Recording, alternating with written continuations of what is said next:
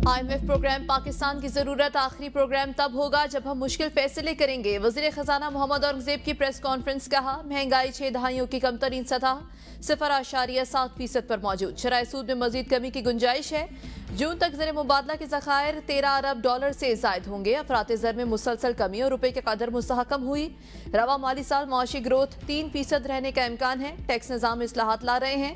निजकारी का अमल तेजी से आगे चलेगा। शहरी अब घर बैठकर टैक्स फाइल कर सकेंगे। किसी वकील की जरूरत नहीं होगी। गुज़श्ता साल टैक्स रेवेन्यू में 29% इजाफा हुआ। ईद उल फितर पर मुआशी सरगर्मियां बढ़ी। लोगों ने 870 अरब रुपए के अखराजात किए। मशीनरी की दरामद में 16% इजाफा हुआ।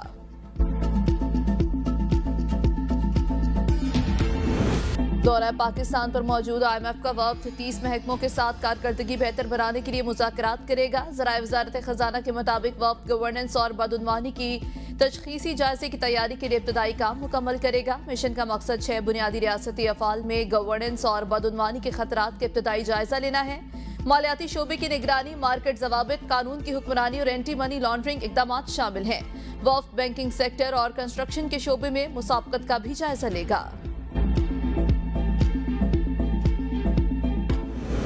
बिलावल साहब की ज़्यादा बातों पर रिस्पॉन्ड इसलिए नहीं करना चाहती क्योंकि मैं नहीं समझती कि जलसों में खड़े होकर और मीडिया के ऊपर बयानबाजी से इस मसले का कोई हल हो सकता है। हमारी कोई लड़ाई नहीं है, वो हमारे इत्तेहादी हैं और सिर्फ कैनाल के मामले के ऊपर सियासत हो रही है। पानी की तकसीम के मसले पर बिलावल भुट्टो की सियासत अफसोसनाक। चेयरमैन पीपल्स पार्टी जलसों में खड़े होकर मसला हल करने के बजाय जिम्मेदाराना किरदार अदा करें। वजीर इत्तलात पंजाब अस्मा बुखारी की प्रेस कॉन्फ्रेंस। कहा बिलावल भुट्टो को बैठकर विफाक के सामने अपनी बातें रखनी चाहिए। बिजली की कीमतों में कमी हुकूमत का आवाम के लिए बेहतरीन तोहफा है। वजीर आजम कुछ दिनों में आवाम को एक और खुशखबरी सुनाएंगे। बिजली की कीमतों में कमी कुछ लोगों के लिए तकलीफ का बाइस है। मुल्क में एक फसादी पार्टी है जो इस तरक्की से खुश नहीं। अली अमीन गंडापुर की वजारत आला खतरे में है। वजीर आला की जानिब से पार्टी पर 75 करोड़ खर्च करने का बयान काबिल तशवीश है।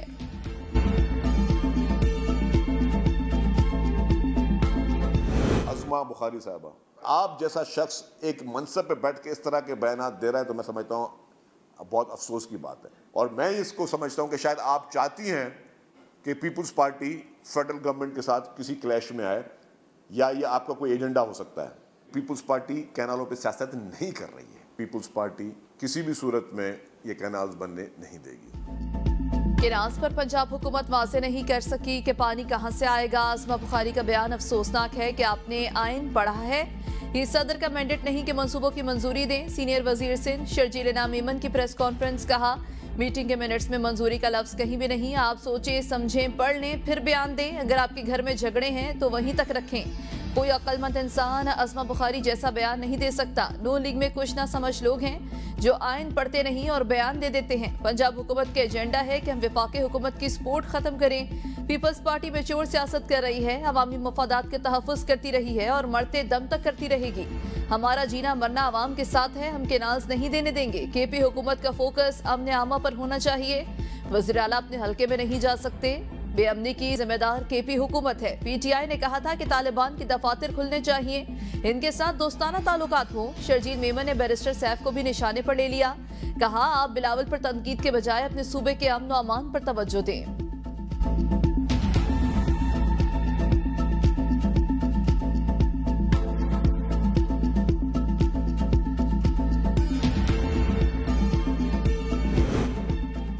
बिलावल अपने नाना की बरसी पर भी बानी और PTI पर तनकीद से बाज नहीं आए। दहशतगर्दी पर बिलावल की संजीदगी का ये आलम है कि बतौर वजीर खारजा अफगानिस्तान का दौरा गवारा नहीं किया। तर्जुमान खैबर पख्तूनख्वा हुकूमत बैरिस्टर सैफ कहते हैं बानी PTI के दौर में दहशतगर्दी खत्म हो चुकी थी। दहशतगर्दी के खात्मे के लिए अफगानिस्तान से बातचीत जरूरी है। वफाकी हुकूमत ना खुद बात कर रही है, ना हमें करने दे रही है।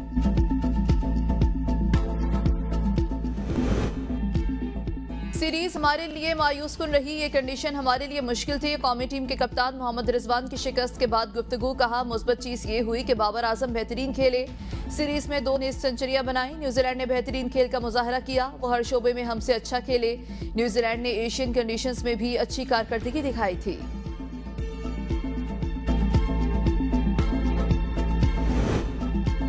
न्यूजीलैंड के खिलाफ तीसरे वनडे में मुल्हक चेहरे पर गेंद लगने से जख्मी। फील्डर की थ्रो हेमलेट के ग्रिल से होती हुई जबड़े पर लगी मामूल हक रिटायर्ड हर्ट होकर मैदान से बाहर चले गए। उनकी जगह उस्मान खान ने बैटिंग की।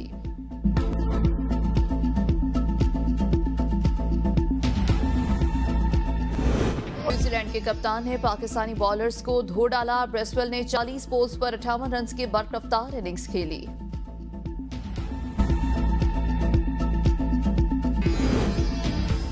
बलोचिस्तान हुकूमत का बीएनपी के लॉन्ग मार्च के खिलाफ कार्रवाई का इंदिया। तर्जुमान सूबाई हुकूमत शाहिद रिंद कहते हैं कुछ अनासर रेड जोन को यरगमाल बनाने पर बाजिद हैं। हुकूमत ने अब तक सब्र व तहम्मुल का मुजाहरा किया।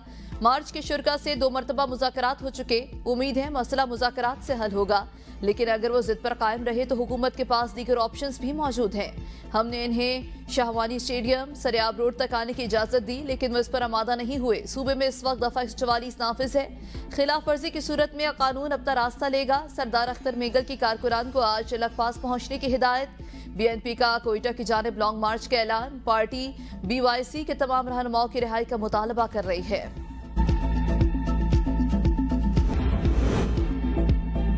जून से अब तक बिजली की कीमत में 18 रुपए कमी की गई। हुकूमत ने साबित किया वो आवाम को रिलीफ देने के लिए मुश्किल फैसले कर सकती है।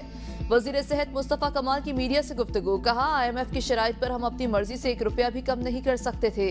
वजीर आजम के साथ आर्मी चीफ ने भी महंगाई की कमी में कलीदी किरदार अदा किया। 2300 अरब का सर्कुलर डेट है। हर साल 600 अरब रुपए का इजाफा हो रहा है कि इलेक्ट्रिक का मुतबादिल मौजूद होना चाहिए ताकि सर्विस पसंद न आए तो निकाल कर फेंक दें। ट्रैफिक हादसात पर सियासी पॉइंट स्कोरिंग दुरुस्त नहीं। हम कराची का अमन तबाह होने नहीं देंगे।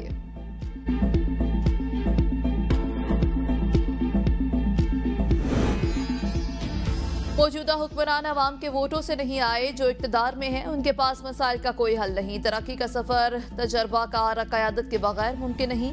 साबिक वज़ीर आज़म शाहिद खाकान अब्बासी का सवाबी में खिताब। कहा 3 बड़ी जमातें इक्तदार में आई मगर मुल्क नहीं चल सका।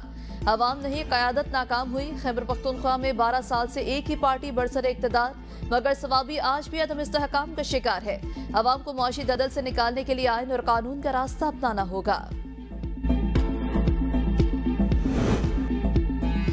आजम सवाती का बानी से मुलाकात के हवाले से मीडिया में मुतनाज़ा बातों पर हकाइक सामने लाने का ऐलान। कहा फैसला साजों को कहता हूँ झूठे मुकदमा तशद्दुद से पाकिस्तान तरक्की नहीं करेगा। हमें जुल्म और 2 रवैयों का निज़ाम खत्म करना होगा। आजम सवाती के खिलाफ मुतनाज़ा ट्वीट केस की समाअत 10 मई तक मुलतवी। अगली समाअत पर फर्द जुर्म आयद की जाएगी। वज़ीर आला पंजाब की सूबे में 13 नए सहूलत बाजार कायम करने की मंजूरी। बाजार बहावलपुर, अटक, मरी, शहरा, वर्का, बूरेवाला, कबीरवाला, सांगला और जलालपुर में कायम किए जाएंगे।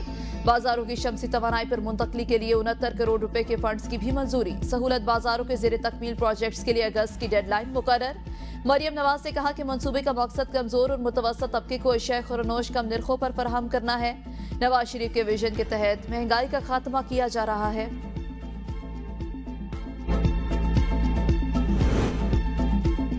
पंजाब की सीनियर वजीर मरियम औरंगजेब की जेर सदारत कमिश्नर ऑफिस रावलपिंडी में इजलास। सुथरा पंजाब प्रोग्राम पर 100% अमल दरामद पर वजीर आला की तरफ से इंतजामिया को शाबाश दी। वजीर आला पंजाब की हिदायत पर रिंग रोड को दिसंबर की डेडलाइन तक मुकम्मल करने की हिदायत। कहा आइंदा 4 माह में नाला लई की फिजिबिलिटी मुकम्मल करके काम शुरू किया जाए। मरियम औरंगजेब की MD वासा को 15 दिन में ट्यूबवेल्स को सोलराइज करने के हवाले से फिजिबिलिटी रिपोर्ट तैयार करने की भी हिदायत।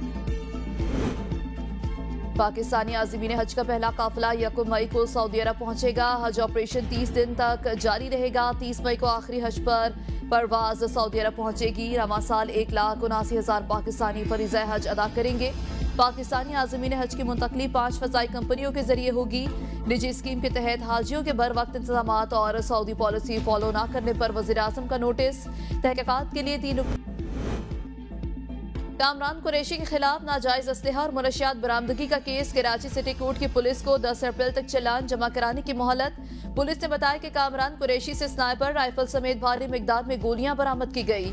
मुलजिम ने असलहा पेशावर के इलाका गैर से खरीदा, जबकि वीडियो कॉल पर बेटे को भी असलहा दिखाता रहा।